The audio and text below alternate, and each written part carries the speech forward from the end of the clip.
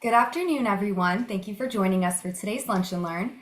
I'm Lauren Smith with the International Franchise Association, and we have a great 30 minutes lined up for you. Before we begin, I would like to remind everyone that we are recording today's webinar and will make it available later this evening on community.franchise.org. If you have any questions for today's speakers, please add them to the chat box and they will be addressed toward the end or in a follow-up after the webinar. Today's topic is hitting the inbox, email authentication changes and what franchises need to know, and it is brought to us by Constant Contact. Here to provide today's discussion is Matthew Montoya and Greg Bond. Thank you all for joining us today, and thank you to Constant Contact for sponsoring today's Lunch and Learn. I'll go ahead and turn things over to you. Awesome. Thanks, Lauren. We really appreciate it, and we're happy to be here. We love the IFA, sponsor of the event coming up here in a few weeks, and we're really looking forward to being there with all of you folks there in person in Phoenix. Today, we're going to talk about hitting the inbox. I think this is a really big, hot topic that a lot of people want to know, and it's interesting because it's a little bit of a mystery. But the one thing that I want to say up front that you should keep in mind during this entire webinar is hitting the inbox is about trust. It's about making sure that the inbox providers and the inbox owners, the end users who are receiving your emails, they want to be able to trust that what they're receiving and what they're getting in their inbox is wanted, is relevant, and is safe. And so all of the stuff that we're going to talk about today was put in place to help reinforce that level of trust. Matt? All right, so here's what we're going to cover today. We're going to, in this brief 30 minutes, we're going to talk about how authentication works, give you a behind-the-scenes view of what sometimes mystifies people. We're going to talk about the behaviors, to Greg's point, that impacts deliverability. And then lastly, we'll talk about probably why you're here, the changes coming up on February 1st with Google and Yahoo. And as we said at the top, my name's Greg Bond. I'm the VP of Channel and Partnerships at Constant Contact, and I'm here with Matt Montoya. Matt, why don't you introduce yourself? Hey, everybody. Senior Channel Marketing and Enablement Manager. I teach Constant Contact for a living. Been doing that for 14 years. And, you know, some of you might go, oh, 14 years, that's a long time. Well, Constant Contact has been in business for 28 years. We invented this space, and one benefit to all the end users that use Constant Contact is they can depend on our deliverability. And trusting Constant Contact means partnering with a seasoned deliverability professionals. You don't have to have experts in this subject matter. We have experts in this subject matter, and we have the frontline access to all the changes that are going on in the industry, and it's a constantly evolving, as we know what's coming up with Google and Yahoo. It's a constantly evolving set of rules that we stay on top of for our partners and our customers. Yeah, and as deliverability experts, we see that the customers who self-authenticate their domains, the ones who come in and sort of take those extra additional steps to self-authenticate their domain, they actually get increased engagement from the people they're sending their emails to. So a 10 to 20% increase in opens and clicks, that's significant. And all you have to do to get that is authenticate your domain. And so today we're going to dig in and we're going to talk a lot about what does that mean? What does authentication of your domain mean? It's a little bit of a black box. And so we're going to start off by just talking about how authentication works. So first, I'm going to give you a little analogy. And this analogy is going to help kind of set that mental model, that mental framework for how authentication works. It's very similar to having a driver's license and a driving history. And these are two separate things, right? Your driver's license is basically your identity verification. It's the thing that says you are who you say you are. And it's a government issued document that lets everybody know that you can trust that whatever I say I am or whoever I say I am is true and it's verified. And then, you know, the other part of this, the other piece of this is your driving history, right? Your driving history is different than your driver's license. Your driving history is not necessarily even connected to your driver's license, but people, insurance companies, or even the DMV will use both in conjunction with each other to run their business or tell different authorities how to work with you or how to interact with you. And it's very similar in the email and email authentication space. So same two things, and we're going to dig in a little bit deeper here in a minute, but the same two things happen. There's a way to verify you are who you say you are, and then there's a reputation, which is a record of your domain reputation, your IP reputation, any bounces, your sending history, engagement, unsubscribes. There's many different things that will go into your reputation, as we'll look into a little bit later. But keep those in the mental model in your mind, that these two things are separate but work together. And in that spirit, here's a little bit of a slightly different diagram, but of the same concept of that driver's license and that driving record. So when you send an email out through the sending server and it lands at the receiving server, this is where the authentication happens. So whatever authentication layer that has been applied, the DNS server on the domain is going to say, yep, this is accurate, and it's going to pass it on, or it's going to say, no, there's not a match, and it's going to fail and go into the spam junk folder. So I was asked by a coworker recently that they said something to the effect of like, this is also a bunch of mumbo jumbo. This is confusing. It's locks and keys. That's all it is. It's locks and keys. We're going to verify through a key. Does the key fit the lock? Yep. Then it's going to go on and pass. If it doesn't, it's going to fail. Once it passes, though, to Greg's point, it's not just authentication. We need to have that to get past this layer. But then we're going to be looking at the reputation. So the things like bounces and send history, the quality of the list, which we're going to talk about quite a bit. If it passes the secret sauce, the secret recipe of each inbox, and we'll talk a little bit more about that too, then it gets delivered. But if it doesn't meet the criteria that is set by the inbox, it's going to go into the junk folder. Greg, you want to break down the different kinds of authentication? Yeah, for sure. So when that check happens at the receiving server, they check the domain server, the DNS server. There's a couple things that are happening. One, there's an SPF record, a sender policy framework. That's actually coming from the sending server. So if you work with somebody like Constant Contact, email service provider, we provide that SPF. You don't need to worry about that at all. That's something that as bulk senders, we send to say, hey, we've gotten permission to use, to send this email, to send from this domain to send this email. And then the DKIM, so the domain keys identified mail, the DKIM is something that is a record on that DNS that says, I have permission to send from this domain. So it's the SPF and the DKIM go together. Those two things coming together are what are, as Matt mentioned, the key to the lock. And it's all trying to match your domain. So you're at yourcompany.com, that domain name, it's trying to match that. So if the DKIM and the SPF match, that's the lock going, or the key going into the lock, it unlocks and it passes. If they don't match, if the SPF or the DKIM don't match the domain, this is where DMARC comes into play. A DMARC policy is what you set for how that receiving server should handle it, handle any email that does not match. When the key and the lock don't match, what should we do with it? Should we put it in junk? Should we not deliver it and reject it completely? There's a lot of different policies that you can set in your DMARC, but these three things are really, really important to how email gets authenticated and how it gets delivered and hits the inbox.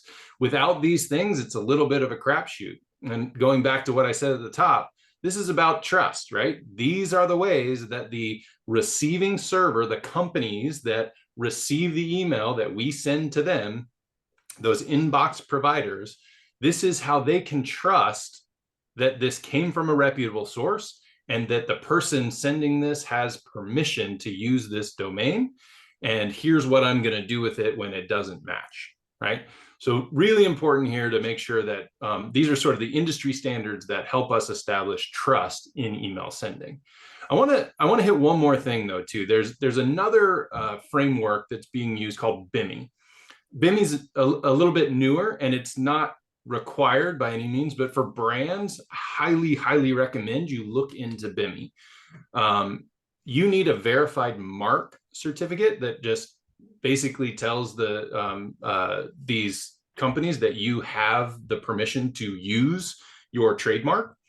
But what it does is it takes your logo You create a text record with a hosted logo, and that link to that logo gets uploaded and sent with that DNS record that comes back with the verification, and it puts your logo right next to your from name in the inbox. It's just a great way to stand out. It's a great way to, again, like lift that trust barrier, that trust bar that everyone else has to jump over. And it's a great way to ensure that nobody else is impersonating your domain, because if it's not coming from an authenticated server and email domain, it won't have that logo next to it, because that logo is part of that check to the DNS server. So it's a great way to ensure that when your email that you sent hits the inbox, that it draws somebody's attention to it as a brand that they know and they respect and they trust, and it will help you get more opens and clicks on those emails.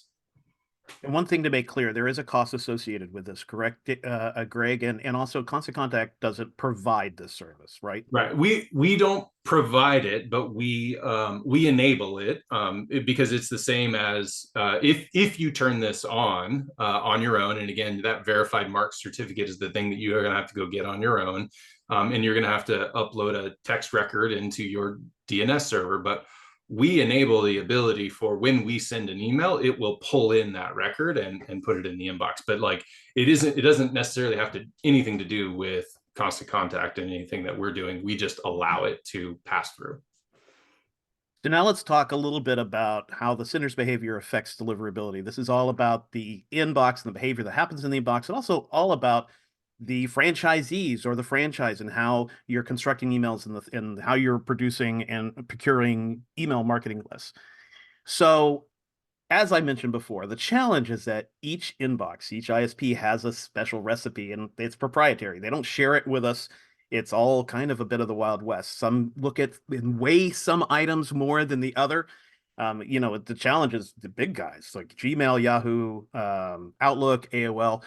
Their spam scoring is all based on internal mechanisms and algorithms that they don't share. So we're going to share really broad topics here on things you can do, because all of these are going to filter into each recipe. And just for a little bit of context on why we are looking particularly at Gmail, Yahoo, AOL, is because in Constant Contact, over half the emails that are sent through Constant Contact are hitting Gmail, Yahoo, and AOL. So we need to consider some of these best practices. So the kind of factors that they would look at. First, we've talked about the sender's reputation and a reputable IP address, and authentication. We just spent a few minutes talking about the value and the importance of authentication. But now things start to move over into the franchisee, into the franchise. The quality of the email list, consistently sending out email. And what I mean by that is one thing that can get us into hot water is doing small sends, regularly sending small amounts, and then all of a sudden sending 10,000 emails out to email addresses. Odd behavior, odd fluctuations in the email marketing scheduling is going to also potentially play into marking that email as a spam.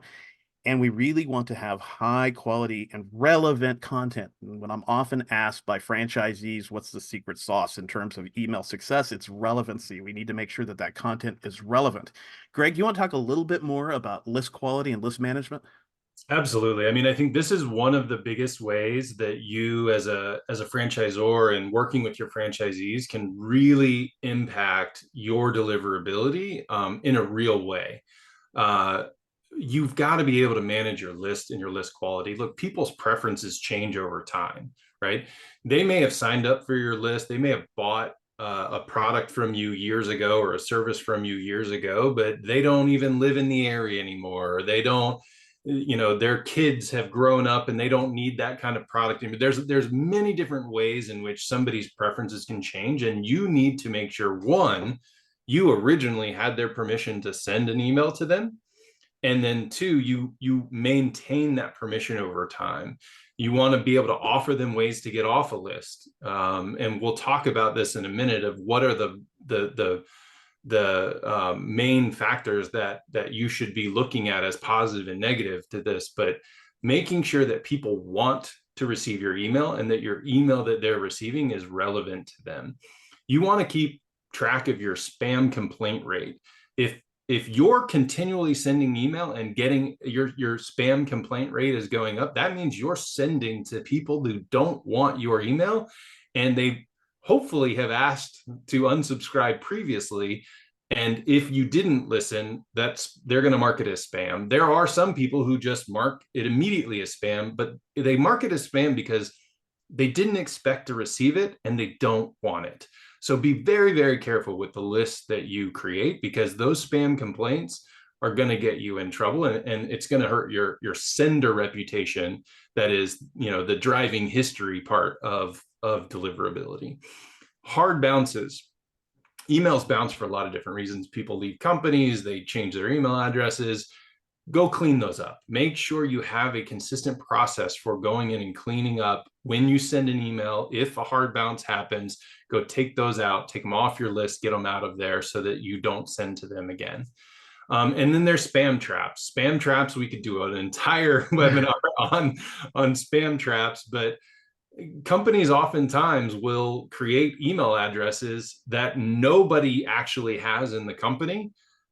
Because if someone emails that email address, then they know they guessed it or they found it. No one would have ever put that into a permission-based form fill to say, hey, send email to this address. And so a lot of times you can run into those spam traps if you're purchasing lists, if you're scraping websites for lists, if you're not getting explicit permission from someone to say, hey, I want to receive your email. I'm interested in what you're selling. I'm interested in the services you provide. If you're not getting that level of permission, you're inevitably going to run into some spam traps. And so you want to make sure you get those types of emails out of your list and just really, really be cognizant of the quality of your list. And as a franchisor, when you have franchisees underneath you, this is some of that education that your franchisees are going to need, because this isn't common knowledge. This isn't something that's just,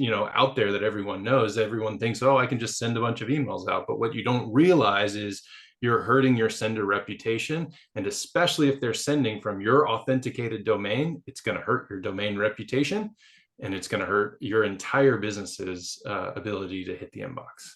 I like that you brought up communicating to the franchisees, Greg. I was doing a training for about a 50-unit franchise last week, and one of the franchisees asked me and said, "So is it okay if I go like on a website and copy the email addresses off of that?" And I was like, "No, you can't do that. You need to make sure you're monitoring what they're teaching the franchisees." Greg, you want to talk a little bit about the positive, neutral, negative? Yeah, absolutely. I mean, I think this graphic kind of says it all for me. There's so much in here that I want to spend a decent amount of time on it. But even the title, subscribers hold the power. A lot of the things that are happening in email and in deliverability today are because the inbox owners, the end users, the people receiving the emails, they don't want spam. They don't want their inbox flooded with a bunch of emails that they didn't sign up for, they didn't ask for, they don't know who's sending them, they don't trust them to click on them. There's so much phishing and scams going on in the world today. Like, again, the inbox providers are trying to enact different tactics, different best practices, different policies to provide trust in the email that end users are receiving. And so there's a few things that you can do, and a few things that you should just know about the signals that an inbox provider gets that helps them determine whether or not the person that you're sending an email to wants to receive that email that they're getting. The good ones, the positives, are replies. If someone replies to your email, the inbox provider sees that and they say, awesome, plus a few points, right? That person is interested, they're replying to you. If they add that email address to their address book, hey, I want to make sure I'm getting emails from these people. This is a contact that is in my address book. I want to make sure I'm getting their emails. And then opens and clicks. Opens and clicks are becoming a little less trustworthy. There's been a lot of things where there's bot opens and bot clicks happening. So they're becoming a little less of a positive signal, but they're certainly not a negative signal. If anything, they're kind of on that border of a neutral signal. But there's still engagement. What you're looking for is engagement. You want somebody to click, go to a link, reply, respond, take an action. That's what you're really trying to get, and that's what the inbox providers want to see. Now, unsubscribe. This is such a big one. Unsubscribe, I feel like most brands that I've talked to are so afraid that people are going to unsubscribe from their email list. Unsubscribe is actually a really great positive thing. Like, I would almost want to put it in the green, but it's a neutral signal. But it is someone saying, "Hey, this isn't relevant to me anymore. I don't want to receive it." It's them giving you the chance to take them off without marking it as spam. They're just saying, "Hey, I don't want this. I either didn't ask for it, or I did, and it's no longer relevant to me." So just make sure you respect those unsubscribes. You respect how those unsubscribes are being handled, and you remove them from your list. If you send an email to an unsubscribe, the likelihood of them marking it as spam is much higher. So you want to make sure, again, going back to that list quality and cleanliness, you want to make sure you remove those unsubscribes. Deleting an email, if they just look at it real quick and they delete it, they archive it, whatever, again, it's a neutral signal. They're not saying anything negative. They're just saying, "Oh, okay, this one that you sent me wasn't relevant. This one I didn't want to save." But it's it's just a neutral signal. So all of those are really, they're fine. They're fine. The two you want to avoid, the two you really want to make sure your emails are not falling into, are leaving it unopened or marking it as spam. A lot of people, they won't even take an action at all. They won't mark it as spam. They'll just leave it unopened. But the inbox providers look at that as, this is not relevant to me, right? I didn't even open it. I just let it go. It ends up on a promotions tab or some other tab within my Gmail interface. I'm not interested in this email. Negative signal. Marking it as spam, we all know, super negative signal. But just to sort of one more time, just go over it. There are many positive signals. The positive signals are all about engagement. So focus on engagement when you send your emails. And speaking of engagement, Litmus provided us engagement metrics here, right? So we can see that the average subscriber is really just skimming an email. And one of the secret recipes that some inbox look at is, did they read the email? They actually have the ability to see how much scrolling occurred and how much time a reader spent in the email. And so, the dirty little secret in email marketing is that nobody technically reads an email. We glance it, we skim it. We're looking for relevant content. And the more relevant that content can be, the more likely that they're going to engage with the email. And one way that we want to be thinking through getting that relevant content to the right people is through segmentation.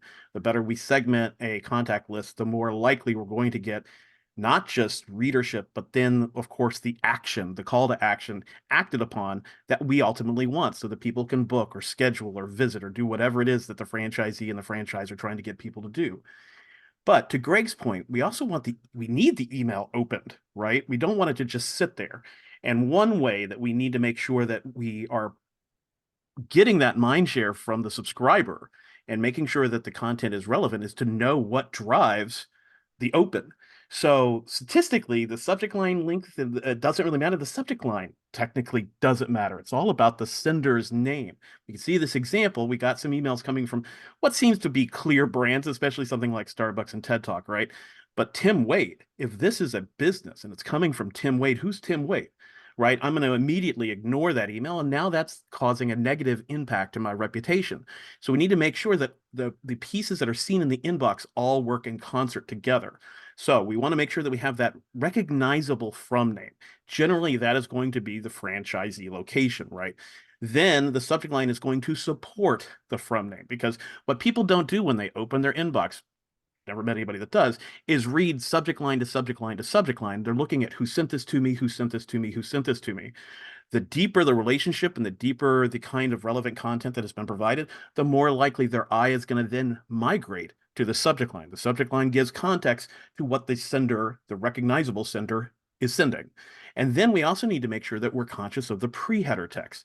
Pre-header text, if you're not using a tool like Constant Contact, might just be the first sentence of the email, which may not provide enough context to support the subject line. So what we're doing is the pre-header text supporting that subject line is all reinforcing what the email's about. So first we look at who sent this to me, then we move to the subject line and say, what's this email about? And then we look at the pre-header text and say, what's this email ultimately about? Now, of course, all of this could be enhanced further by employing BIMI, which Greg talked about earlier, providing even more a trustworthy, recognizable logo to the email overall.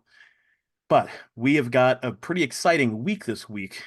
Greg, want to talk about specifically what's going on with Google and Yahoo and how this interacts with everything we've just talked about. Absolutely. Like everything that we just talked about kind of sets the framework for what we're walking into with Google and Yahoo. They made an announcement a couple of months ago that as of February 2024, so into this week, this is going into effect, is they are going to require authenticated email in order to deliver it.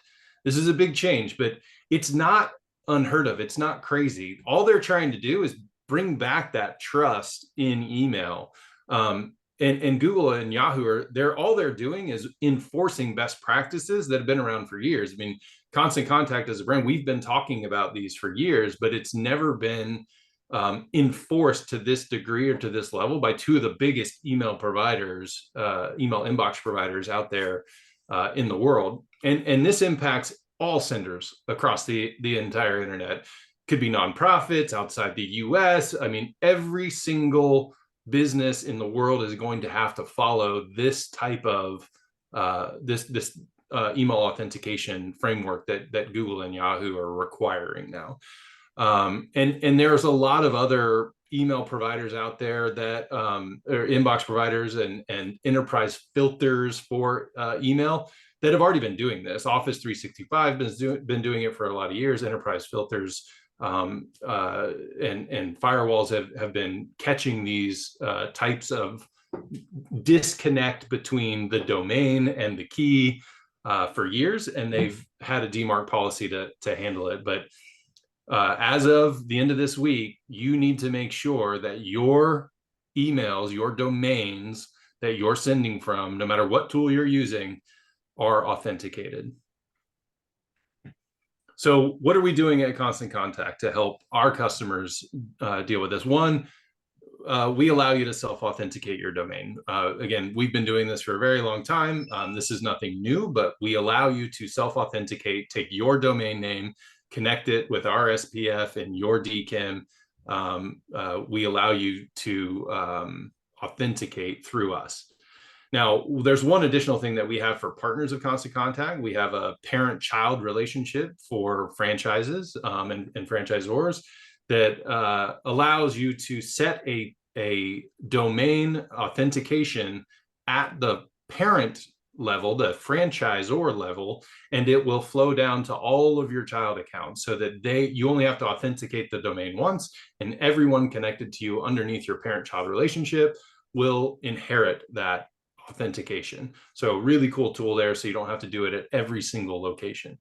And then for those that don't authenticate at all, we have to, Constant Contact must, as all email service providers will have to do, we have to still authenticate all the mail that we send out. So we are going to have to authenticate it with our own domain.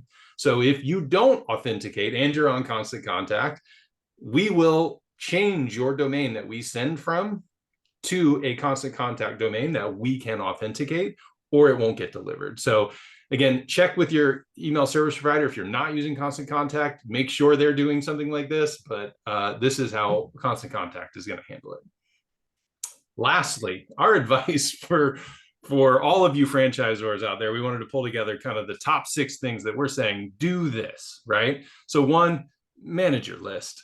Please manage your list. Make sure that you're sending relevant email to people that want it, and clean that list whenever you send an email and you get feedback from the market with bounces or any unsubscribes. Make sure you clean up that list and keep a really good, tight list of your most engaged contacts.